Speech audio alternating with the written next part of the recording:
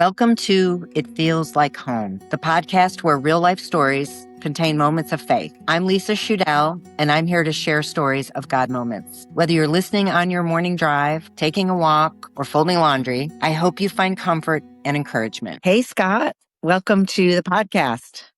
Thank you very much for having me. You're welcome. It's an honor. So, episode 11 was your wife, Gail, your beautiful wife. I think she was 12. Oh, she was 12. Okay. Yeah. Episode 12. You're right. Thank you. So I just wanted to say that for anyone maybe that's watching this one first, you might want to go back and watch episode 12 with Gail so you can see the connection. But the way that we met kind of is my brother-in-law is in a men's group. And I believe you're both in that men's group with his uncle Guy, who's friends with you. And I have been sharing with my friends and family that I'm doing this podcast, and I'm always looking for people that are willing to share their God stories. And Huey suggested that I interview you. And I think he asked you and you said you were open to it. So Indeed. yeah, so I'm very, very excited to hear your story. I'm going to let you introduce yourself. Tell us where you're from, where you live now, what your days look like, and whatever else you want to share. Thank you very much. My name is Scott Maynard. Gail is my wife. We've been married for 34 years, been together about 37. I'm originally from Boston, but I've lived in Florida since I was 6. But I still have a fanaticism about Boston sports. Everything Boston sports is what I'm about. Okay. And that's it. I'm a knife maker by trade, which is kind of rare. I mean, as in rare as you think it is, but most people don't associate so much as with knife makers, and that's what I am. Okay, interesting. So I understand you had an experience with COVID, and I would love for you to share that story if you're willing. Absolutely. Back in 21, I did contact COVID, the Delta variant, which was at the time was the worst one that there was. I thought it was just a cold, and I stayed home that week until one of my coworkers tested positive, and I went and tested, and I was also positive. And I shared it with my wife because that's what married couples do. So we both had COVID for about a week, and it just deteriorated kind of quick. And about that Friday, after about a week, and that Friday is actually Friday the 13th, my favorite day of the year, I basically bottomed out at home. I kind of went glassy-eyed, and my wife tested me and found out my oxygen level was somewhere in the 60s. So she called a friend of ours, and they told him to get him to the hospital right now. So my story started there. I went to the hospital. Told them I had COVID. They tested me again and all my vitals, and they put me in right away. They wouldn't let my wife come in because she also had COVID. And during the time of Delta, they didn't let anybody around. So I was in the hospital for 2 days. I was coughing my head off pretty well. Hadn't slept in almost a week, probably at least a good sleep. And before the doctors came, and to make a real long story short, the doctor told me that he wanted to put me out for about 48 to 72 hours to save my lungs. He said, if we don't, we're going to be looking for a donor very, very soon, because I'd lost like 40% of my lungs at that time. My lung capacity. So I did some heavy duty. I did some heavy duty praying.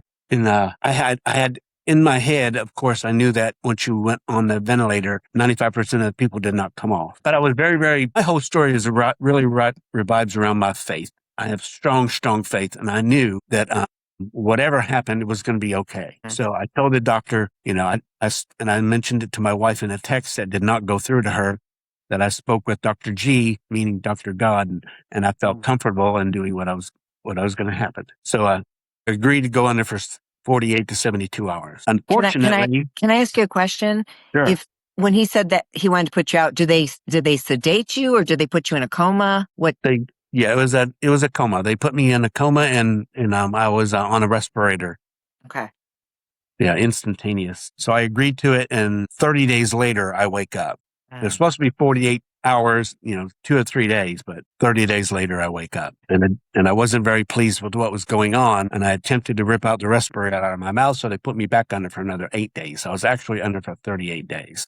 And it's pretty astounding. My bad part of it, when I woke up after 38 days, my wife was saying, okay, she was telling me right now, stay calm. I don't want this to happen again. You're on a respirator. You're in the hospital. Everything's fine. You're alive. Everything is good. And then she said, how long do you think you've been under? And at that time, I couldn't talk naturally with the respirator in my mouth. And I'm just kind of motioning that I don't really know, but I'm thinking 2-3 days. She said, you've been under for 30 something days. And then Wow. I lost it then. I couldn't believe my family had gone through that. Yeah. Did you have any memory of that time? You're going to have to buy the book. No, I'm just kidding. My book would be totally blank. I have nothing for that 30 days. Okay. I remember waking up once or twice and them trying to wake me up, and I was kicking the nurse because he was holding down my legs. And I didn't understand what was going on. But other than that, I had nothing for 30 days. I didn't see no bright light, didn't have a conversation with God, nothing. Okay. Well, you were still alive. Yeah. I Yeah. had my wife's voice in my head. I do remember that. She was talking, and singing to me the whole time. But Wow. Wow. So then that's what about all I happened? can do. So you woke up.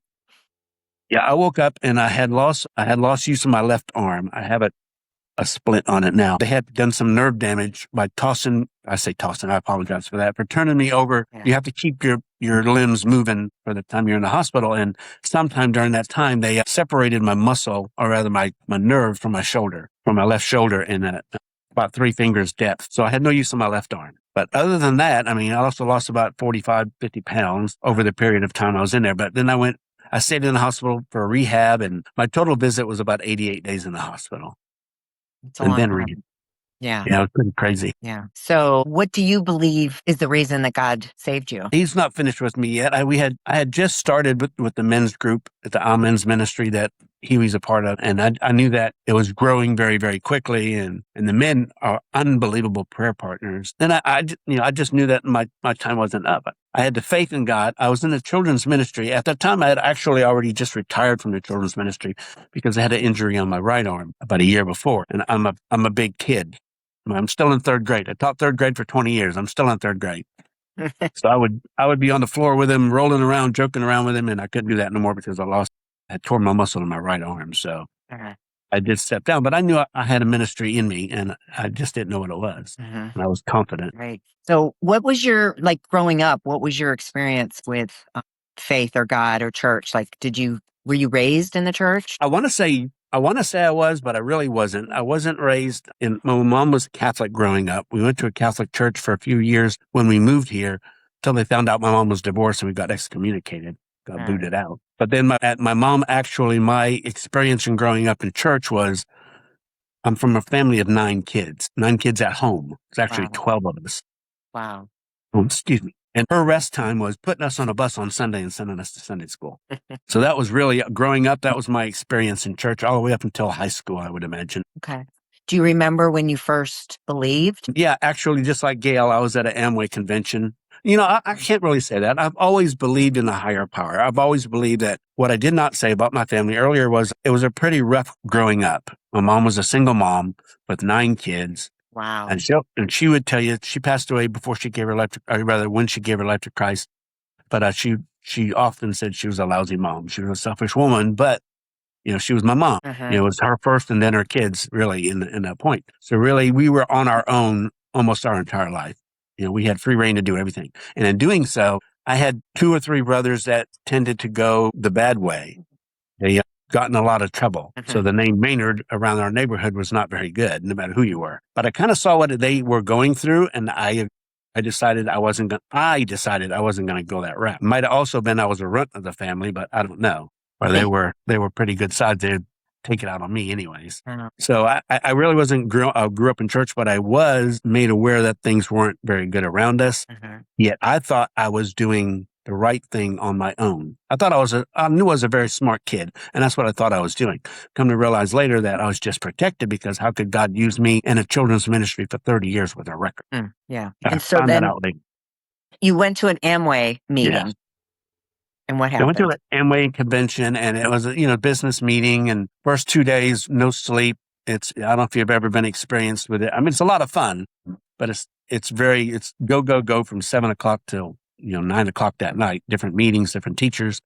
But on Sunday was reserved for a church service. And my upline, the people who had sponsored me into the business, made sure that I was going to attend it. I was going to attend the meeting. And during that meeting, the preacher and the pastors that were there, with their speech about how things were so great, and the reason why their business was growing so good is because they dedicated their lives to Christ. And I just felt the Holy Spirit move within the place. I didn't know it was the Holy Spirit, but I just felt that there was something that was talking to me at that point and saying, it's time. I was living with my girlfriend at the time. We had a child out of wedlock. I tried to marry her, but she would not marry me because she had a bad experience with her first marriage. But, I wasn't living a Christian life, but I felt the Spirit move during that meeting. When I came home, I told my wife, or my girlfriend, that I had given my life to Christ and become born again Christian. And she looked at me like I had a third head. She had no idea what it meant and really didn't care at that point. We were probably on our way out. Our relationship was on our way out between us, but we were staying together because neither one of us grew up with a dad, and we did not want our son to grow. Praise God for our son. Yes. Wow. Is there any other times you can think of that God spoke to you, like that, left an impression where you maybe were trying to make a decision or something was going on where you felt like he spoke to you and was very clear about the direction you should be taking? I have a few. One that I do like to reflect on is when I was in 11th grade, I had a biology teacher named Mr. Lee. Now, in school, you can't talk about the gospel, but he always said, a wise man once said, and he would say this quote. And it took me to my senior year to finally start writing these quotes down that he would say just to figure out what they were, because they were always what a wise man once said. And I didn't come to find out till years later that he was speaking of Jesus. But I always kept that in my head. I wanted to know who that wise man was because there were some great things that this wise man said. And the others were after my COVID battle, which I did finally come through. They told me I'd never use my left arm again, that I'd have a trait the rest of my life, that I would be addicted to, I really can't say the word, propanol, the drug that killed Michael Jackson when I came out. But I've never smoked. I've never taken a drink in my entire life. I've never done any kind of drugs ever, just because I saw what it did to my brothers. But so when they told me I was going to be addicted, I didn't see how. I didn't see what they were talking about. And I never have. I've never had any kind of addiction to drugs, alcohol, or anything, even after I left the hospital. They were wrong. They're also wrong in me using my left arm again, because I'm probably at about 70 to 80% when they said I'd never use it again. But the other times after that, I had cancer. And once again, I've never smoked a day in my life, and all of a sudden I was diagnosed with what's called a smoker's cancer in my lower intestines. And, who knows why? Well, I know why now, but I'm thinking then it really doesn't matter. We're just going to get it taken care of. And it's rather scary, for that diagnosis. Our doctor was very, very blunt, which I loved. I loved that he was very, very blunt about it, even though I'd already knew it was cancer because of our insurance portal. I checked it out. It was weeks before we finally met with him, and he told us that, I have cancer. But he's very, very confident in the cancer that he could get it all and would take care of it. And once again, it was a faith. I had faith not only in the doctor, but I had a very good friend. His name is Jesus, and I knew that he was not done with me. No matter what happened to me now, I wasn't worried about what was going to happen in the future at that point, because I knew I was in his hands. Right. And I went through a few bouts with cancer, unfortunately. The last one, I had cancer in the abdomen. It's called, if you have a weak stomach, don't look it up, but it's called the mother of all cancers. But it was in my abdomen wall, and the doctor told me basically what it looked like is somebody took their hand and dipped their hand in a can of paint and flicked their fingers. And that's what it looked like on the inside of my body. And it's in actuality, for most people, it's a death sentence. And my wife and I decided that it was not our death sentence, that we were going to do whatever it takes. And I told Gail, most of how God speaks to me personally is through music. Okay. I can't sing a lick. I have a terrible voice for singing.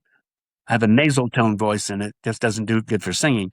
However, when it comes, I was a praise leader for the children's ministry. Go figure that out. God is strange about that one. So a song would come on, and it would minister to me over and over and over, and that's how God spoke to me. And in it, in one of the songs, it was mentioned that I am triune like my God. I am a triune being like my God. And I felt God tell me that we're going to go through this cancer in a triune way. We're going to go through it with me first, prayer, through the doctors and medicine, and then eating right was the third one.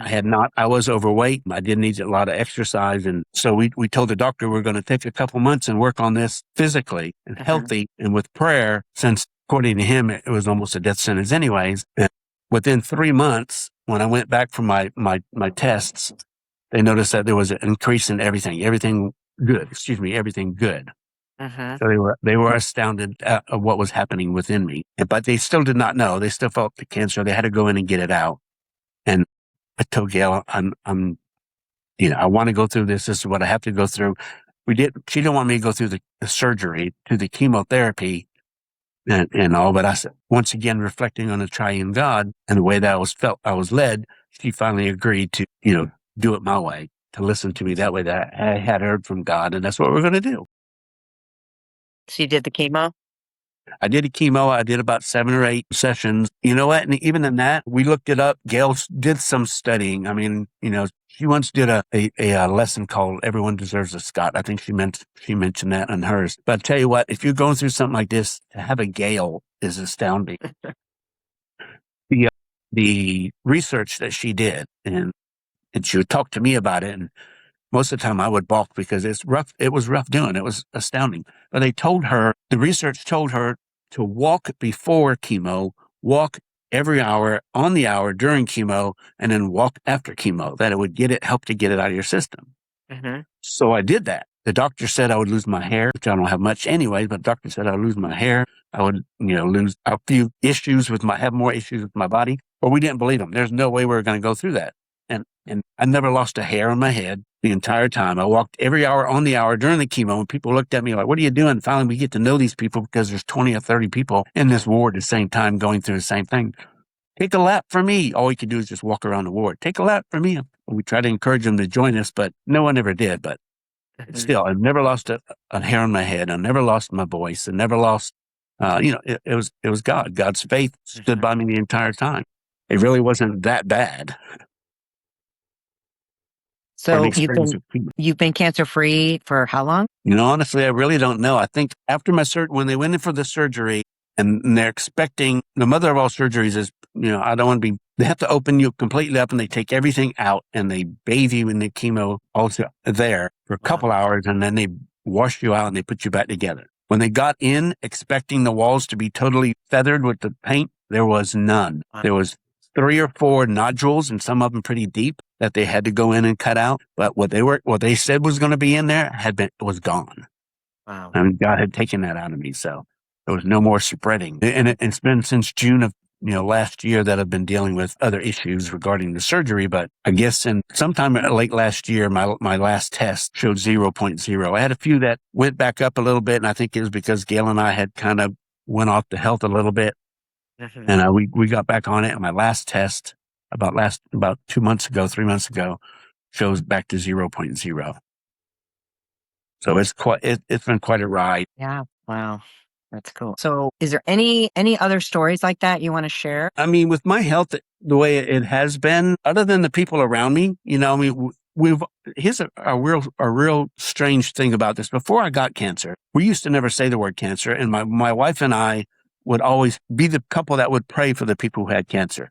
It just seemed like that we were led to these people and we would pray against the cancer that was in their body for whatever the case it may be. So, I thought cancer was hereditary. Come to find out it's got diddly squat to do with being hereditary. It just happens. And on me, how it happens a lot maybe with the diet and stuff like that. But with me, I got smoker's cancer and that's what affected me later on. And I've never smoked a day in my life. So when you say you got smoker's cancer, it's just like they associate it with people who smoke get it? Is it a type of... It's a lung cancer, but it was in your... It was in my large intestines, and then it went through a few tributaries and spread to the lining of my stomach. Yeah. But yeah, that's what it was. It was what people die from lung cancer, but the same type cancer, but it was in my large intestines. But the doctor got it. I mean, he took 10 inches of my large intestines out, and he said, I got some of it got through some tributaries, and we're going to watch it, but yeah.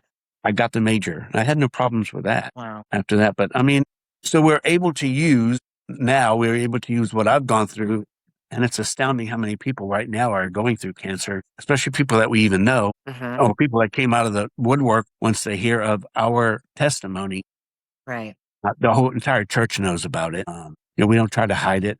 We ask for prayer any chance we get, no matter what it has to do with.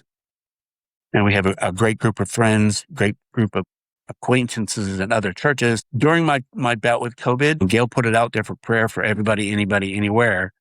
And I had heard there was about 100 different churches that were praying for us. So from time to time, we hear from those people, "Oh, I prayed for you," and Yeah. no idea who these people are.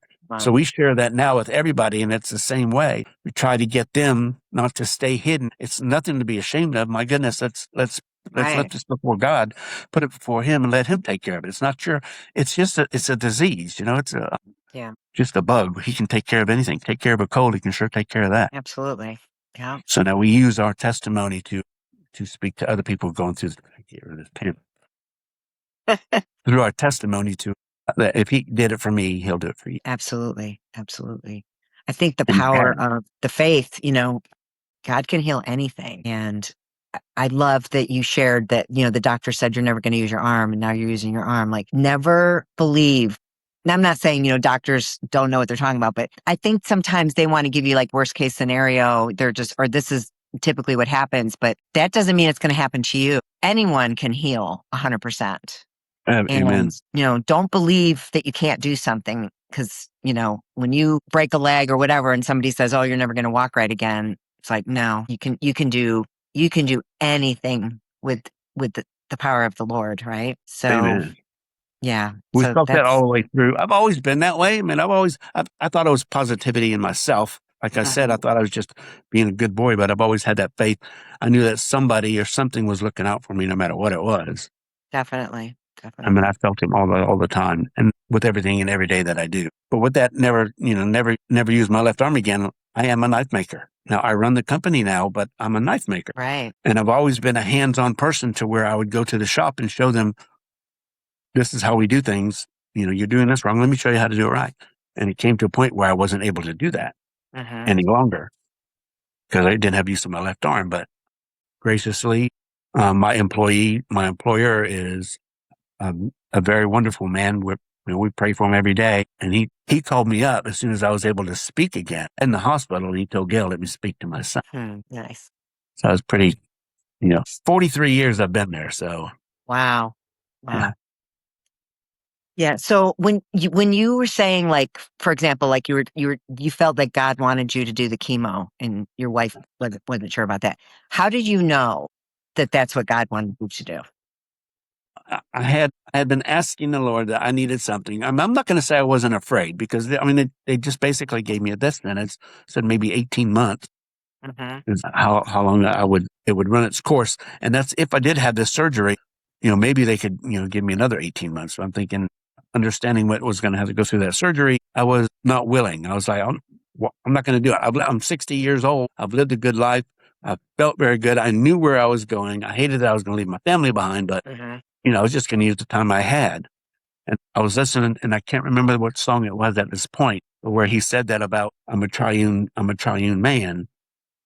And I put it in my heart to think that way. And that night, I told Gail that I had a dream. Mm. I didn't say Dr. G again, but I said I had a dream that I spoke with the Lord, and He says, "You're triune like I'm triune. We're going to attack this. Okay, to make everybody happy, we're going to do it with prayer. Hmm. And we're going to give the doctors their due with the chemo, but you're going to have to do the exercise and eat right." Mm. And I saw it as a triune way. I don't know if it was spoke to me that way, but the way I see it as, the way I understood it, that's what it came across to me. Okay. Good. As soon as I said that to Gail, she was like, like a light bulb came on her head. Makes total sense. Hmm. Let's do it. Yep, that's awesome. I'm glad you have each other. And so one question I always like to ask everybody at the end of the podcast is, if there's somebody listening or watching this and they either don't believe or they're feeling very distant, feel like God is far away, what would you tell them? He is far away from time to time. I can't say there have been all the times that I've looked and I've prayed to the Lord and He gave me an answer flat out. Here you go. He passes it on. There are times when we've cried out to the Lord for an answer and we've not heard it. But I've always, as I've said, had the faith that I was in His hands. I Mm-hmm. grew up without a father.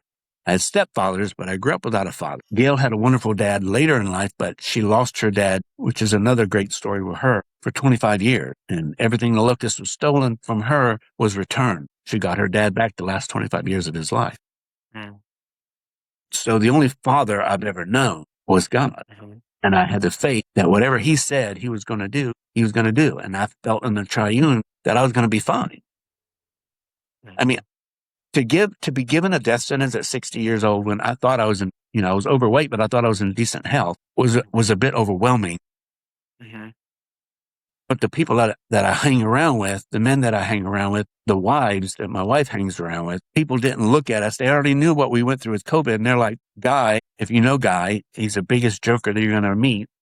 He's the closest thing to a best friend that I have now. He jokes around and says, Scott's already used 5 of his lives up, 5 of his 9 lives up. Thinks he's a pat. So you have 4 left. Yeah. So he says. Yeah. But he'll share that with everybody in that way. Mm-hmm. But it's that faith. I'm going to go back to that. I have the faith that God is always going to be there. I might not feel that he's there. And it's usually something that I'm doing or I'm looking away. Like I said, my numbers started going back up again. And I realized that I had gone off track. Mm-hmm. And we need to get back on a few of the healthy things that we were on, which you need to speak to Gail about the healthy things. She could teach you a lot on that as far as the cancer is involved. Mm-hmm. So we got back on that and all of a sudden my numbers are back to 0. But when we went to see Dr. Tajani, their names are all wild. But Dr. T went into the office. He busts in the office. I don't know if Gail mentioned it, but he goes, what's going on here? He said, I had a fissure in my small intestines so they couldn't hook me back up. I have an ileostomy, but the fissure is closed. Your nodules are gone and your numbers are at 0. And he says, but by God. Mm-hmm. And it looks like he's a Muslim. Honestly, I really do not know, but he's been praying for us the entire time. But he was like, this doesn't happen. You're like only the 3rd person that numbers have ever dropped without chemotherapy. He said, you've messed me all up. We've got you scheduled for 18 more sessions, and then we're going to hook you back up in the next 6 months. We've already got this mapped out in the hospital stays, and you've messed everything up. Well, that's good. That's a good thing to mess up. Yeah, for certainly. Yeah. But we, I think that we radiate the faith. When people see Gail and I, and they even when they come to us for prayer, it's because that they know that we believe. Yeah. No matter what you're going through. Right. The answer is not always going to be yes. I don't drive the car that I want to drive. The answer is not always going to be yes, but it's always going to be enough. Mm-hmm. And he's never going to leave you nor forsake you. Right. He's my father. Yeah. Well, on that note, I think that's a good note to leave on. Thank you so much for sharing your story and taking this time to talk with me. Indeed. And if anybody ever wants to talk about if they're going through any kind of cancer, you're more than welcome to give mine or Gail's number. We've got a lot of things we can talk about. Absolutely, I will. Thank you. Indeed. God bless you in your ministry. Thank you. You too. Thank you so much for joining me. If this episode encouraged you, I hope it felt like home. Remember that you're not alone. And if someone came to your mind while listening, please share this podcast. Take care and God bless.